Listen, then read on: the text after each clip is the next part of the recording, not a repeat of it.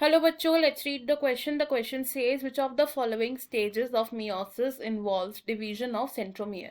Option A metaphase 2, option B anaphase 2, option C telophase, option D metaphase 1. Question में हमसे पूछा गया meiosis के कौन से स्टेज में सेंट्रोमियर की डिवीजन होती है. इस क्वेश्चन में हमारा की कॉन्सेप्ट होगा meiosis.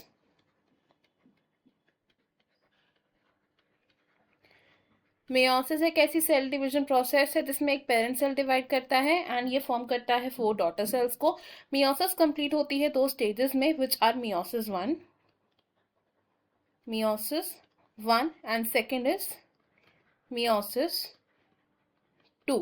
meiosis 1 को हम रिडक्शन डिवीजन बोलते हैं बिकॉज इस स्टेज में पेरेंट सेल की प्लॉइडी हाफ हो जाती है एंड meiosis 2 को बोला जाता है इक्वेशनल डिवीजन बिकॉज इस फेज में प्लॉइडी मेंटेन्ड रहती है.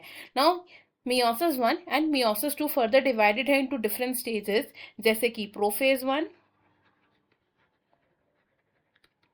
मेटाफेज 1,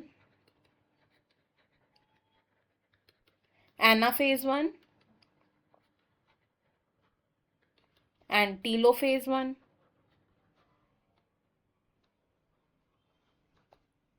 Similarly, meiosis 2 भी divided है into prophase 2,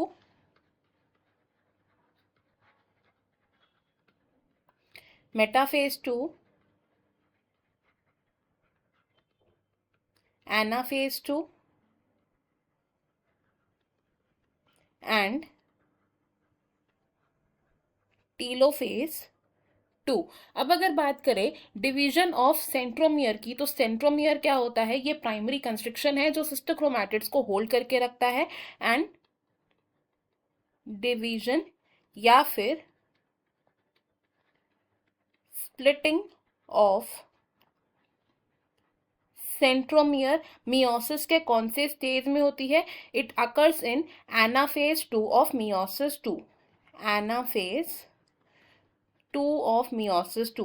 Anaphase 2 begin होता है by simultaneous splitting of the centromere and splitting of centromere की वजह से क्या होता है? chromatids मूव करते हैं towards opposite poles, towards opposite poles. Anaphase 2 को अगर हम डायग्रामेटिकली देखें तो वो कुछ इस तरीके से दिखता है जिसमें सेंट्रोमियर की स्प्लिटिंग से क्रोमैटिड मूव करते हैं टुवर्ड्स द ऑपोजिट पोल्स जिनमें की जो क्रोमैटिड की आर्म है that lies away from the pole. And अगर हम अपने ऑप्शंस देखें अब तो ऑप्शन बी हमारा यहाँ पर करेक्ट हो जाएगा. ऑप्शन यहाँ पर रॉन्ग है बिकॉज मेटाफेज 2 में क्या होता है? क्रोमोसोम्स अलाइन करते हैं ऑन द इक्वेटर एंड जो माइक्रोट्यूब्यूल्स होते हैं ये अटैच करते हैं to the kinetochores.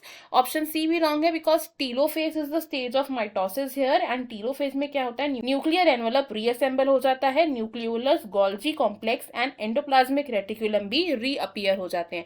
Option D भी रॉन्ग होगा बिकॉज मेटाफेज 1 ऑफ meiosis 1 में बाइवेलेंट क्रोमोसोम्स इक्वेटर पर अलाइन हो जाते हैं एंड माइक्रोट्यूब्यूल्स अटैच करते हैं to the pair of homologous chromosomes. इस क्वेश्चन में हमारा जो मोस्ट अप्रोप्रिएट आंसर है that is option B. I hope you have understood it well. Best of luck. Thank you.